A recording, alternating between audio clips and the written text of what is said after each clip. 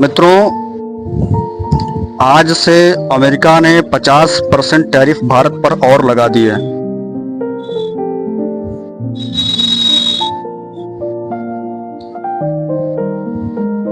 समझ नहीं आ रहा है कि अमेरिका कर क्या रहा है।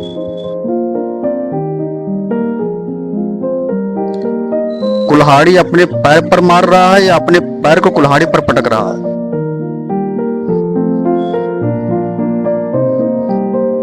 गजब की दादागिरी चल रही है। मतलब पूरी दुनिया में चलेगा तो केवल मेरा डॉलर, संसार मेरे हिसाब से चलेगा, दुनिया मेरे हिसाब से चलेगी, सारी व्यवस्थाएं मेरे हिसाब से चलेगी, विदेशी संबंध मेरे हिसाब से स्थापित होंगे, युद्ध मेरे हिसाब से होंगे और युद्ध विराम मेरे हिसाब से होंगे। सबका श्रेय मुझे चाहिए, ऐसी तो सोच है अमेरिका और डोनाल्ड ट्रंप की। अमेरिका मानवता का कभी भी सहयोगी नहीं रहा है।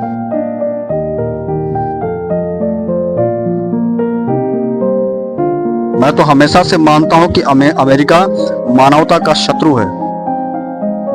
आज जितनी भी संसार में समस्याएं हैं, पूरे विश्व में समस्याएं हैं, उन समस्याओं का लगभग 99.9% जिम्मेदार अगर कोई देश है तो वो अमेरिका है। आतंकवाद का जन्मदाता अगर कोई देश है तो वो अमेरिका है।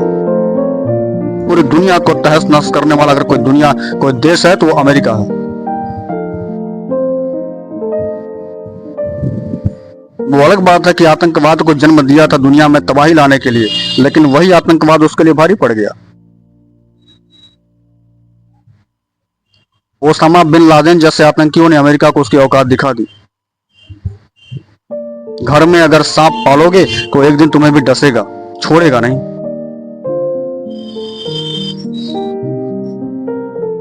और यह सब करके क्या हासिल करना चाहता है अमेरिका?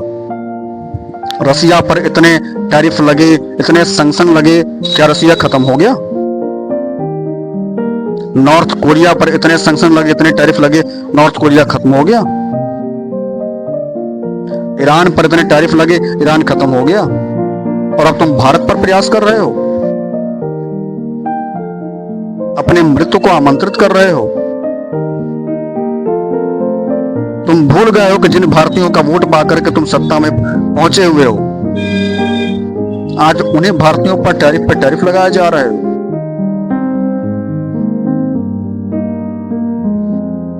मित्रों, एक समय था जब ब्रिटेन के बारे में यह कहा जाता था कि ब्रिटेन का सूर्य कभी अस्त नहीं होता है। और दुर्भाग्य देखिए कि ऐसा अस्त हुआ कि दोबारा उगने का नाम नहीं ले रहा। ब्रिटेन की अर्थव्यवस्था तबाह हो गई है। ब्रिटेन कितनी भी हैसियत नहीं है, यह अब तक नहीं हुआ कि अपने बलबूते पर अंतरिक्ष में एक छोटा सा सैटेलाइट भी लॉन्च कर सके। अगर यूरोपीय यूनियन का सहयोग ना हो तो ब्रिटेन अंतरिक्ष में कुछ नहीं है। आज भारतवर्ष और हमारी अंतरिक्ष एजेंसी इसरो अंतरिक्ष में भारत का जो पताका फहरा रही है, ब्रिटेन तो क्या समूचे यूरोप को चुनौती दे रही है।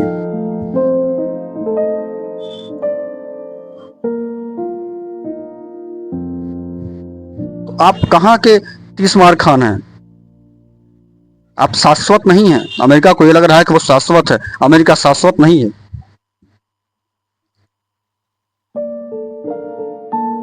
कभी ब्रिटेन का शासन था, समाप्त हो गया। अब आप अपना सिक्का चलाना चाहते हैं, आप भी समाप्त हो जाएंगे। परिवर्तन प्रकृति का नियम। सत्ता हमेशा एक हाथ में नहीं रहती। लेकिन याद रखिए, अमेरिका और अमेरिका के हुक्मरान याद रखें, आप जो हरकतें कर रहे हैं पूरे विश्व में, जिस प्रकार से आपने मानवता को तबाह कर दिया है, इसकी भरपाई आपको करनी पड़ेगी। जिस दिन आप कमजोर होंगे, आपकी व्यवस्था कमजोर होगी, आपको कोई भी देश छोड़ेगा नहीं। आपको कोई क्षमा नहीं करेगा।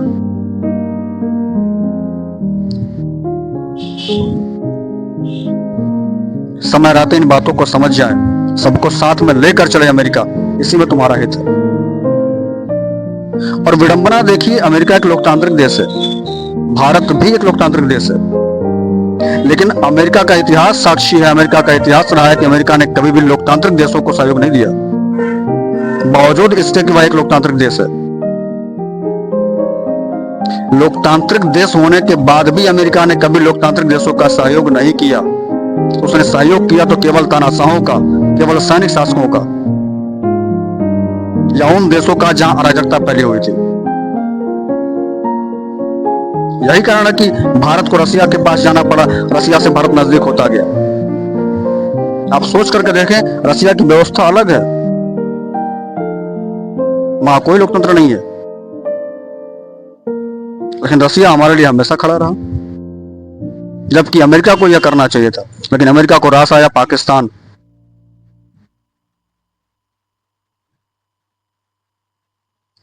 मैं अपने देशवासियों से कहना चाहूंगा, भारतवासियों से कहना चाहूंगा कि बेहतर होगा कि समय रहते हम अपने दोस्त और दुश्मन को पहचान लें।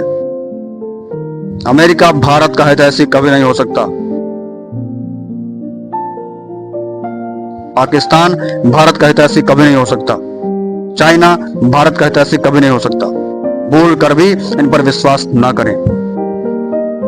अपने पैरों पर खड़े हों, अपने आप को सक्षम बनाएं कि हमें किसी भी देश का सहारा ना लेना पड़े।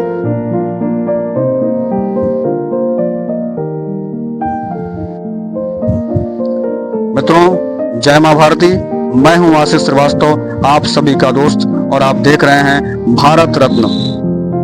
मेरे इस चैनल को लाइक करें, सब्सक्राइब करें, शेयर करें, अपना सहयोग और अपना प्यार जरूर दें। जय हिंद।